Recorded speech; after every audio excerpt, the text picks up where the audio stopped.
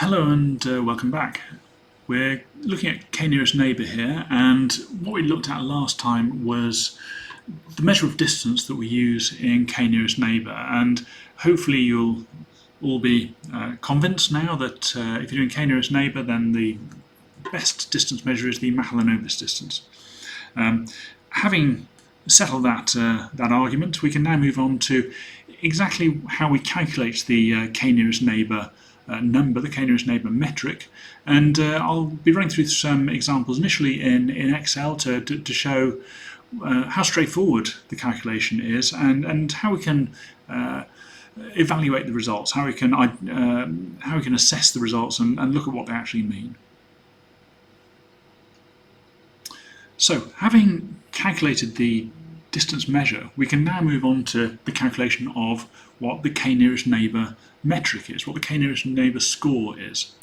And what we do with k-nearest neighbour is we're looking at the distance between the candidate that we've got and the training firms. So if you're looking at credit risk modelling, your training firms are firms that you know have either gone bust or not gone bust. And you know what the metrics are relating to those firms that you are considering. So you're then trying to say, well, if I bring in this new firm, this candidate, which is it closer to? Which are what are its k-nearest neighbours like? And we calculate this as a score, and the score is given by the ratio of these two items.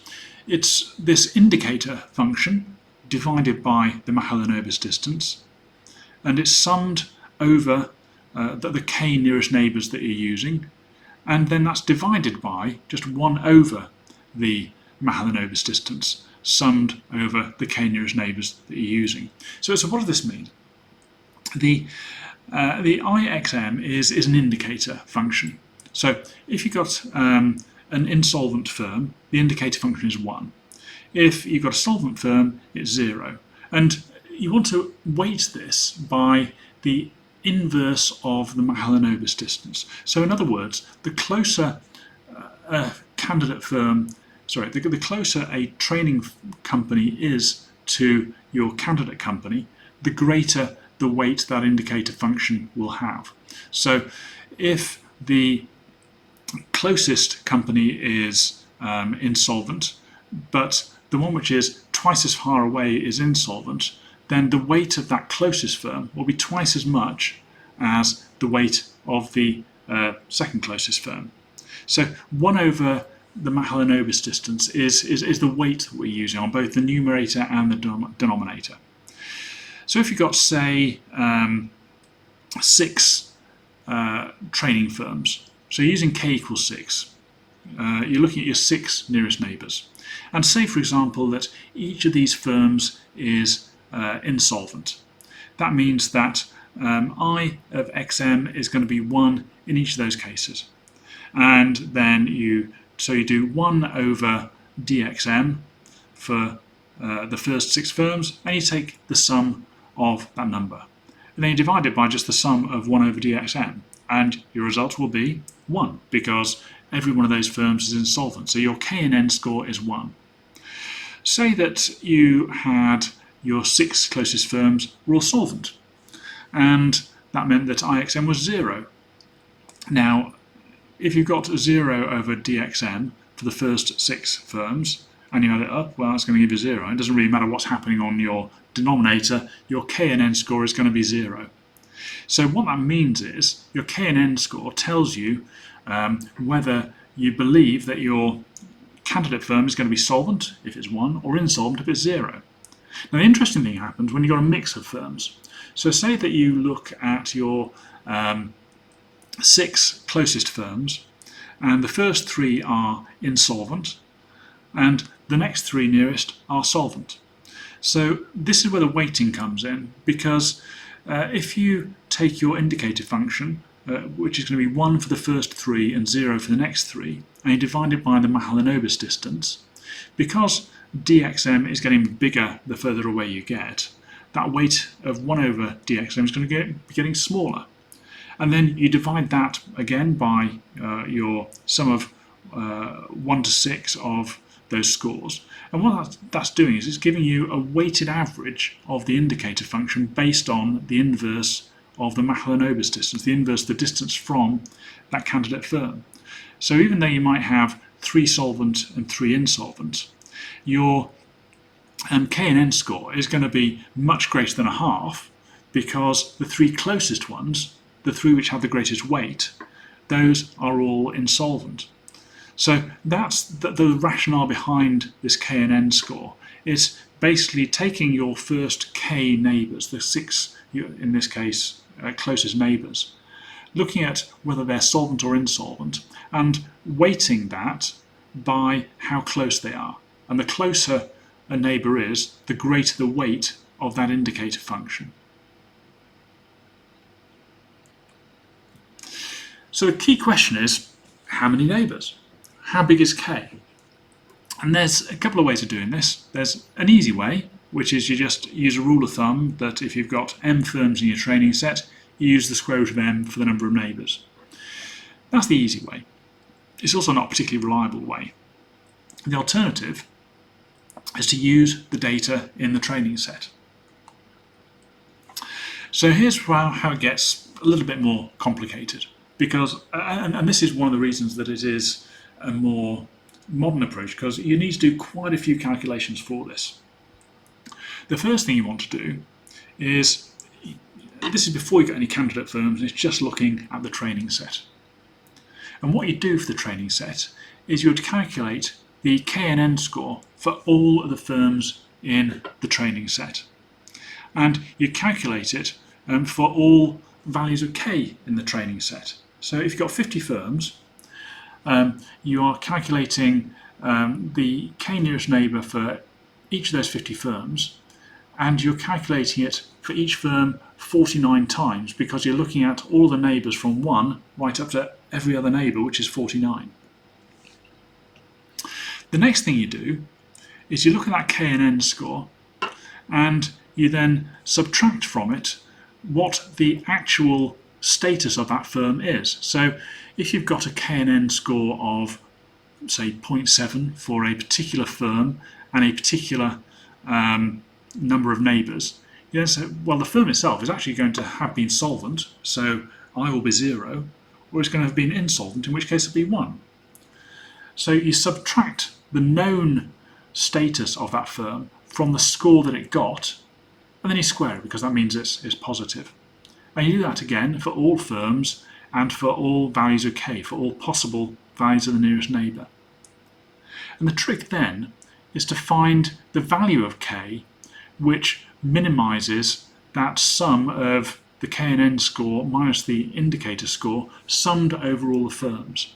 So what you're doing is you're saying, how many neighbours do I need which minimises the average difference between the score that I've got for a particular firm and the status that I know of that particular firm.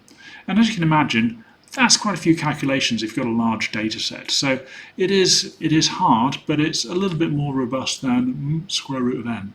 So it's definitely worth considering.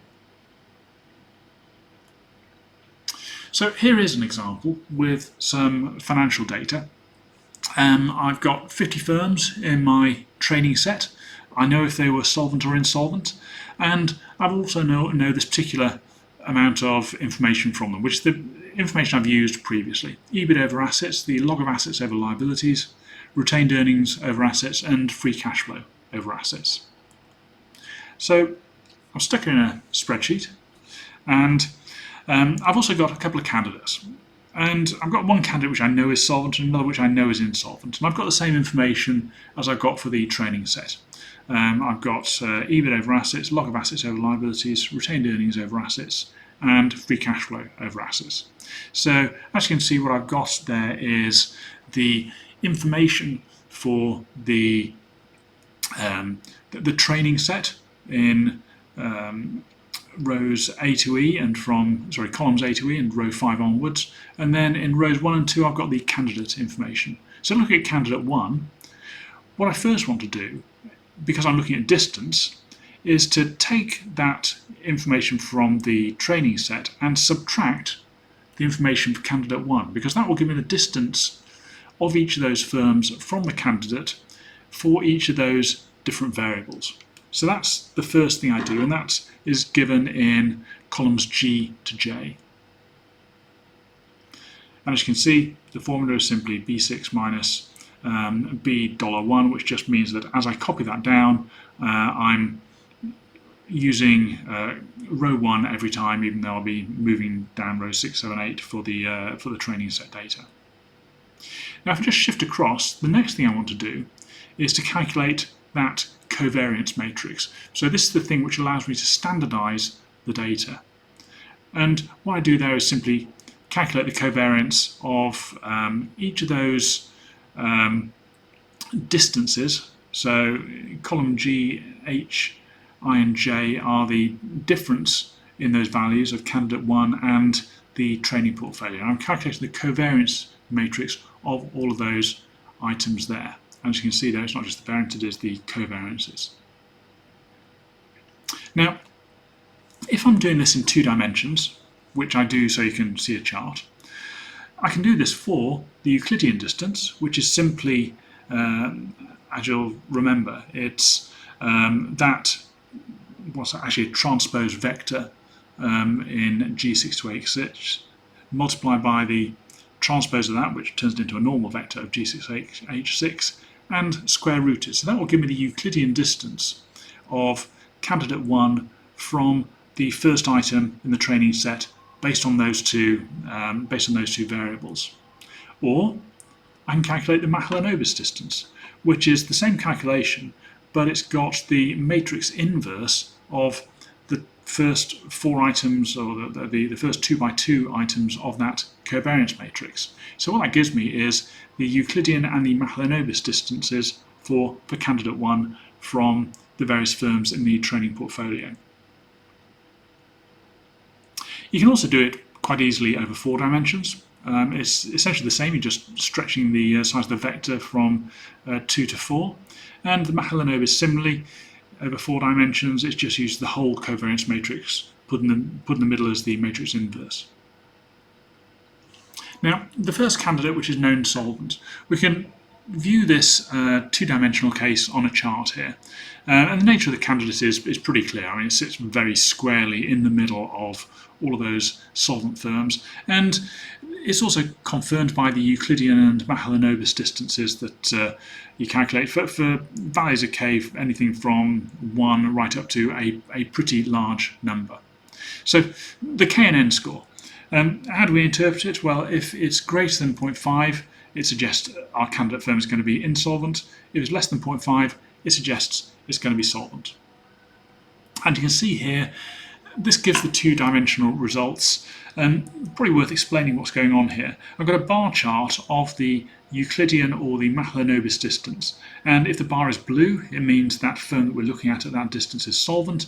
If it's grey, it means it's insolvent. So if you move from left to right on either of these, if you're seeing lots of blue, it suggests that its nearest neighbours are solvent. If you're seeing lots of grey, it suggests they're insolvent. And this suggests they're blue.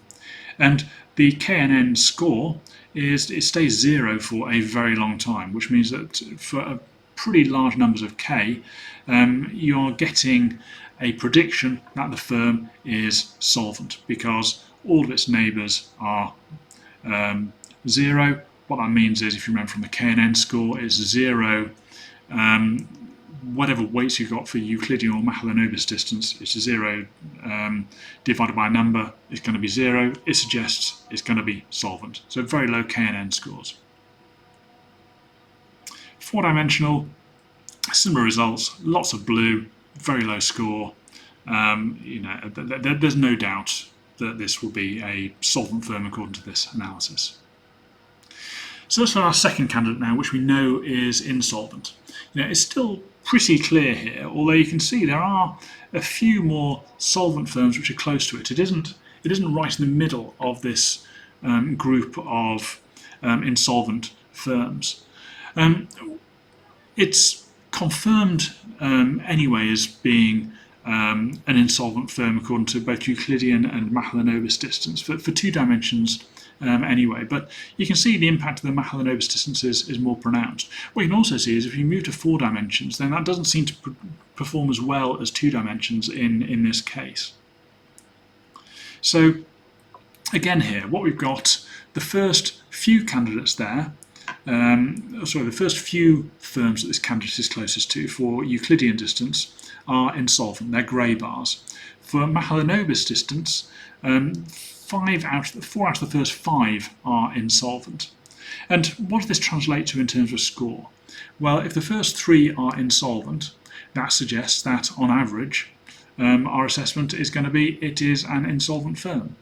But look what happens when you get to firm number 4 in terms of Euclidean distance. You've suddenly got a 4th firm added which is solvent. So you've still got a pretty high kNN score, which is on the right hand side of, above 0.9, because even though a quarter of your neighbours are now solvent, that 4th one is still quite a long way away. So it doesn't start dragging the score down significantly when you start adding solvent firms, not until you get to more than a dozen solvent firms, because they're quite a long way away. For Mahalanobis distance, you see the first 2 closest neighbours are insolvent. Then you get an insolvent firm, which is quite a lot further away. So it drags the score down again, but only to 2.9. And then it starts creeping up again because you've got more insolvent firms. But because they're a long way away compared to the first 2, they don't bring the score back up that much. And then, just by definition, because you've got so many more solvent firms, gradually the score starts drifting down. 4 dimensions, it's much less clear what this firm is when you're looking at 4 dimensions on either Euclidean or Mahalanobis distance, because many of the closest neighbours are solvent firms. So, once you get K above 1 or 2, it starts looking like this firm could actually be a solvent firm. So it doesn't perform so well in higher dimensions, in this example anyway. So there you have it. That's how you can use Euclidean and Mahalanobis distance to calculate k-nearest neighbour score, and you can see exactly how you calculate the k-nearest neighbour score in Excel to give you some quite useful information about the nature of a firm. And also just calculating in Excel shows that even though some of those formulae look a little bit unwieldy, look a little bit forbidding in terms of what a Mahalanobis distance is in particular, it's actually relatively straightforward to calculate that. And I do feel that doing some of this stuff in Excel allows you to get a feel for what's going on, for what the maths behind it really means. So what we're going to do next time is look at how to do some of this work in R, which is much more suited to the volume of calculations that we'll need to do. So I look forward to joining you then, and any comments you have, please put them in the comment section on the video, and like, subscribe, share, all those good things. Thanks.